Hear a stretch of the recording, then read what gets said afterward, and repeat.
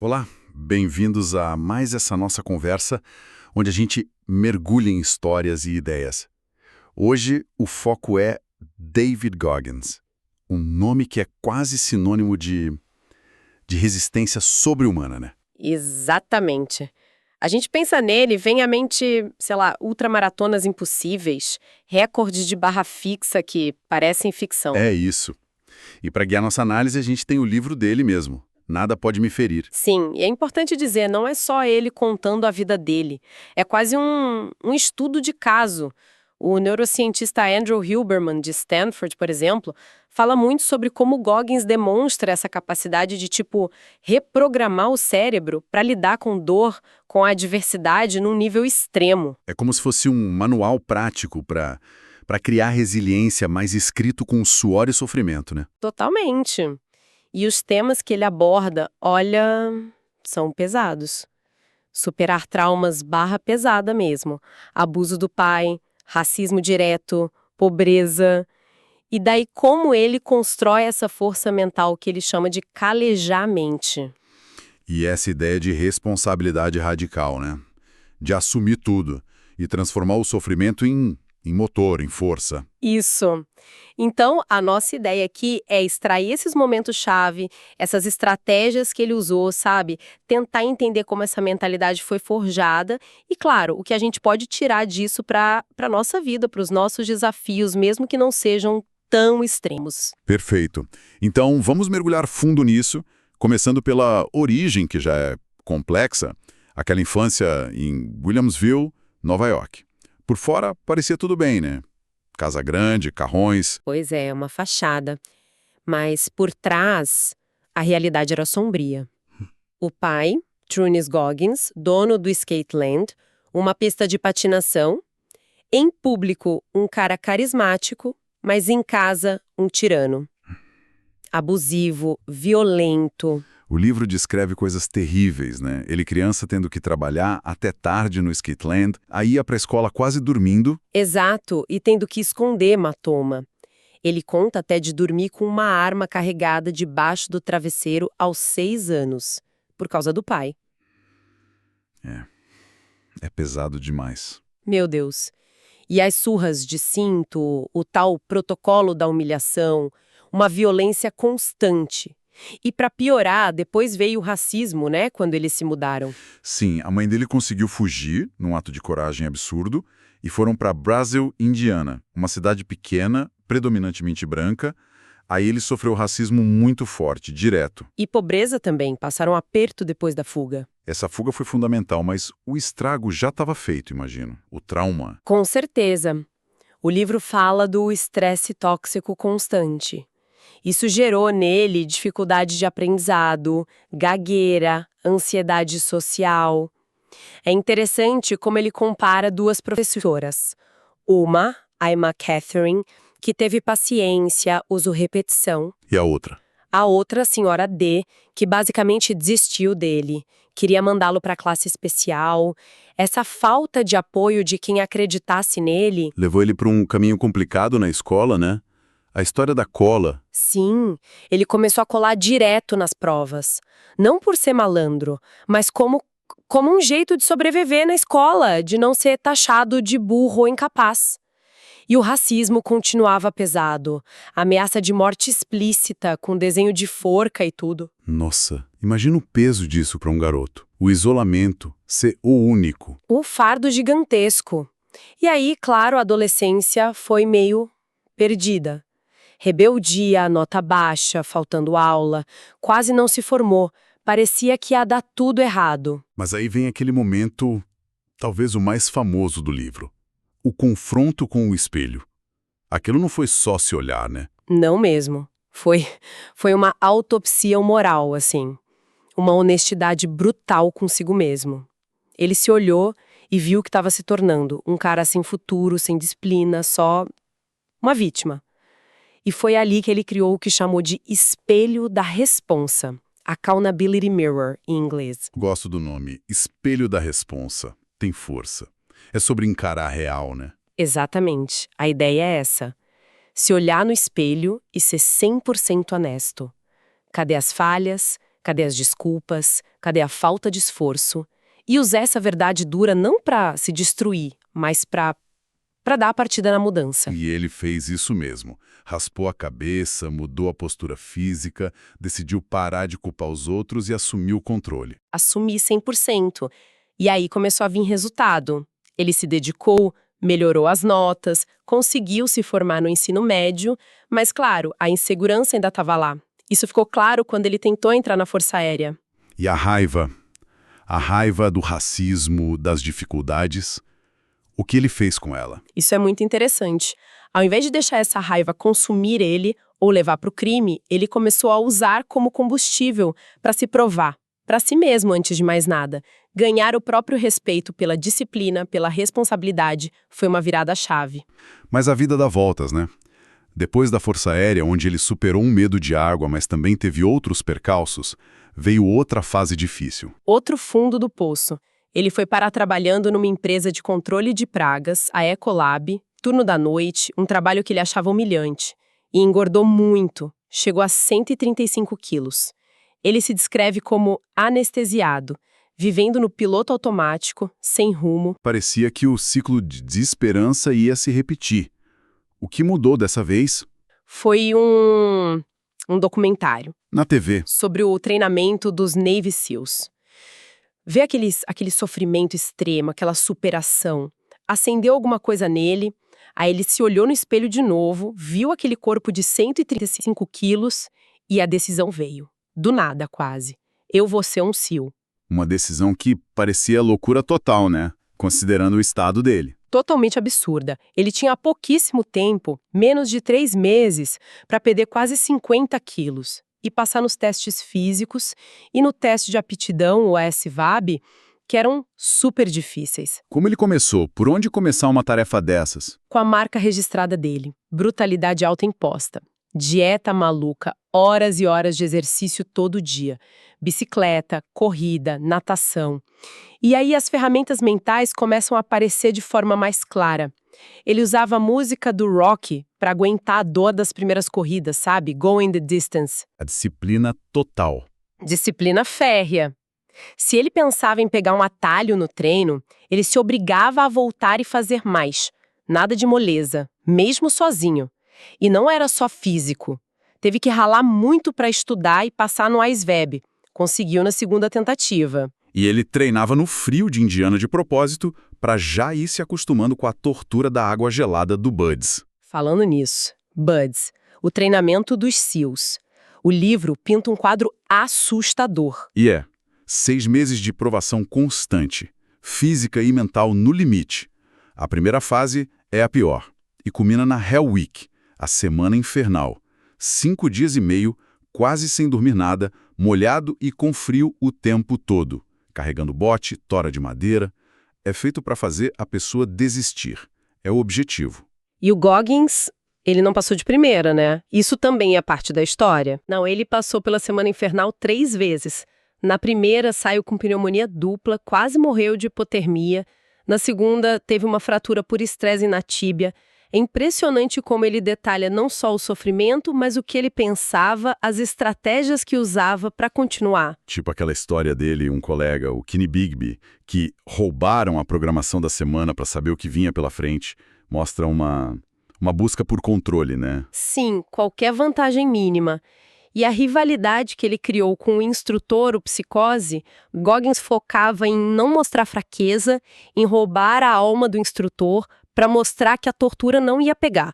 Ou quando ele se ofereceu para nadar sozinho no mar agitado para buscar o bote. Momentos-chave. E o orgulho dele em liderar a equipe de Bot 2, que tinha gente como Chris Kyle, né, o sniper americano, foi a única equipe que não perdeu ninguém naquela Hell Week. Essas experiências foram cimentando a resiliência dele. E foi nesse caldeirão que ele meio que formalizou 2 ferramentas mentais famosas dele, o pote de biscoitos e a regra dos 40%. Como elas funcionam, exatamente? Certo. O pote de biscoitos, ou cookie jar, é uma técnica mental. Quando você está no seu limite, querendo largar tudo, você acessa mentalmente esse pote. Dentro dele, você guarda todas as suas vitórias passadas. Tudo que você já superou.